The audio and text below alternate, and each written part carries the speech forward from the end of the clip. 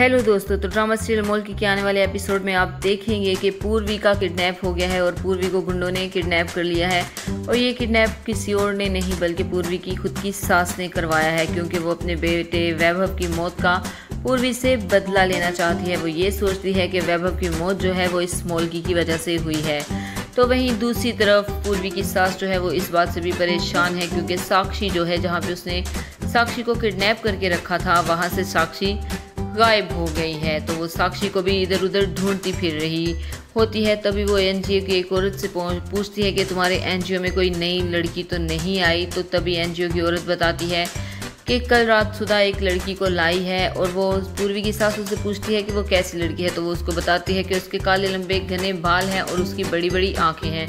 तभी पूर्वी की सास को शक होता है कि वो साक्षी होगी। तो वो एनजीओ के लिए निकल जाती है 7 गुंडों को लेके। तो जैसे ही उसकी गाड़ी एनजीओ के बाहर रुकती है, तो वहीं दूसरी तरफ साक्षी जो है वो सुधा के कमरे से बाहर निकलती है और एनजीओ में इधर उधर घूमना शुरू कर देती है। तो जो पूर्वी की सास होती है वो पूरे एनजीओ में छान मारती है, लेकिन उसको साक्षी कहीं भी नहीं मिलती।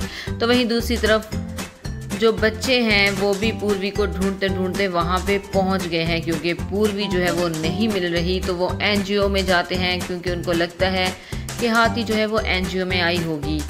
तो तभी जो पूर्वी की सास होती है, साक्षी को ढूंढने के बाद जब वो एनजीओ से बाहर निकलती है तो उसकी नज़र बच्चों पे पड़ती है।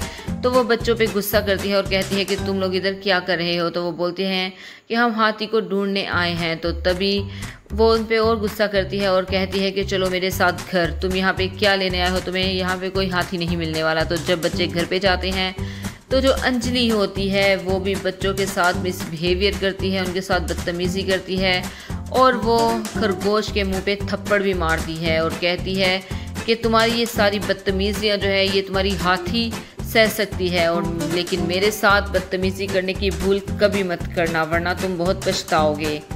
तो बच्चे जो हैं उनको अपने दोस्त हाथी की बहुत याद आती है। तो तभी भूरी उनको खाना देती है, लेकिन बच्चे जो है खाना खाने से इनकार कर देते हैं। तो अंजलि जो है वो खाने की प्लेट छीन लेती है और कहती है कि इनको खाना देने की कोई ज़रूरत नहीं, 2 दिन भूखे रहेंगे तो इनके होश ठिकाने आ जाएंगे। इनका कोई दोस्त हाथी ना ही तो अब यहाँ पे आएगा और ना ही इनको आके खाना खिलाएगा। ये हाथी के इंतज़ार में बूढ़े हो जाएंगे, लेकिन हाथी कभी भी नहीं आएगा वापस। तो तभी बच्चे जो हैं वो रोते हुए अपने कमरे में चले जाते हैं और कहते हैं कि अब हम क्या करें, क्योंकि उनका जो पापा है यानी कि बब्बर शेर वो भी घर पे नहीं है, वो भी मीटिंग के सिलसिले में कहीं बाहर गए हुए हैं। तो वहीं दूसरी तरफ पूर्वी जो है वो कान्हा जी से दुआ कर रही है कि किसी न किसी तरह पूर्वी जो है उसको इस कैद से रहाई मिल जाए। वो भगवान से कहते हैं कि भगवान किसी तरह से हमें इस कैद से रहाई दे दो, कुछ तो करो कि हमारे हाथ जो हैं वो इन रस्सियों से छूट जाएं और हम आज़ाद हो जाएं। तो तभी पूर्वी को एक टेबल नज़र आता है जो कि शीशे का होता है। पूर्वी उसके साथ रस्सियाँ घिसती है और उसके हाथ की रस्सियाँ खुल भी जाती हैं और साथ ही उसके हाथ पे भी शीशा लगने से बहुत सारा ज़ख्म हो जाता है। तो जो पूर्वी के साथ किडनैपर रुका हुआ होता है गुंडा, वो कहता है कि ये लड़की सोई हुई है तो तब तक मैं खाना जाके ले आता हूँ। लेकिन पूर्वी असल में सो नहीं रही होती, बल्कि वो सोने का नाटक कर रही होती है। जब वो खाना लेने जाता है तो पूर्वी जो है अपनी रस्सियाँ जो हैं और तेज़ी से खोलना शुरू कर देती है, और जब रस्सी कट जाती है तो तभी वो किडनैपर वापस आता है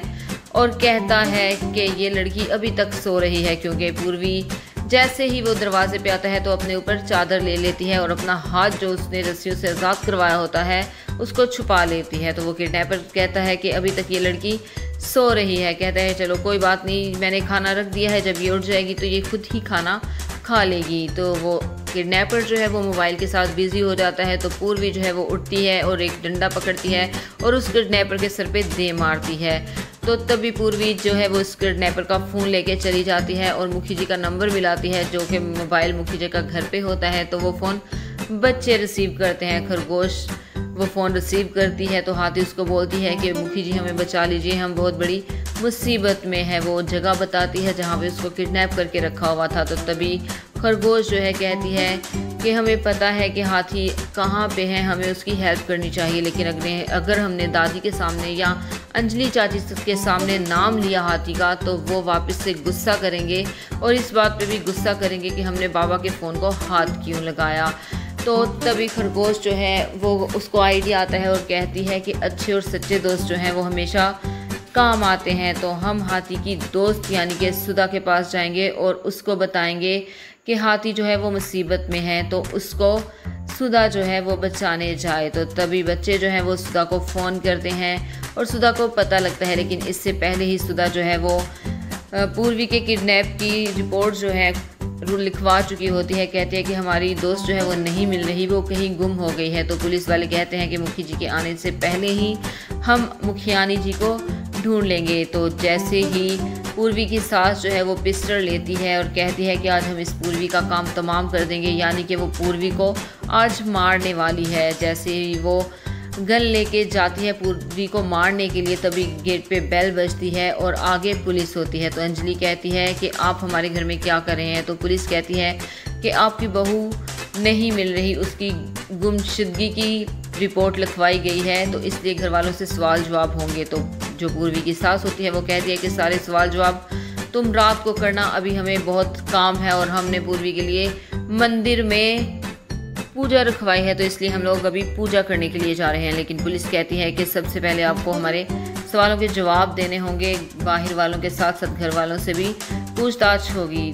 लेकिन पूर्वी की सास बोलती है कि घर वालों के से क्यों पूछताछ होगी, वो हमारी बहू है और हम उसका किडनैप क्यों करेंगे, तुम बाहर वालों से पूछ। लेकिन पुलिस कहती है नहीं, आप घर से बाहर तब तक नहीं जा सकते जब तक कि मुखियानी जी मिल ना जाए। तो दोस्तों इसके साथ साथ आप देख सकते हैं कि मेरा नेल आर्ट जो है वो भी अनकरीब कंप्लीट हो गया है। तो अगर आप मज़ीद नेल आर्ट सीखना चाहते हैं और ड्रामास की अपडेट्स चाहते हैं कि मैं इसी तरह से न्यू कंटेंट के साथ आपके साथ ड्रामा की वीडियो शेयर करूं, ताकि आप इस वीडियो के ज़रिए से नेल आर्ट करना भी सीख सकें और आपको एक वीडियो में दो फ़ायदे मिले, यानी कि आप नेल आर्ट भी सीख सकें और आपको सीरियल की अपडेट भी मिलती रहे, वो भी न्यू आने वाले एपिसोड की। तो इस ड्रामा सीरियल की मज़ीद अपडेट्स जानने के लिए इस चैनल के साथ कनेक्टेड रहिए और आगे देखते हैं कि पूर्वी आखिरकार वहाँ से आज़ाद हो पाती है या फिर नहीं। तो इस चैनल के साथ कनेक्टेड रहिए और इस चैनल को लाइक, शेयर और सब्सक्राइब करना बिल्कुल मत भूलें और साथ ही बेल आइकन का बटन है उसे भी दबा दीजिए। Bye bye.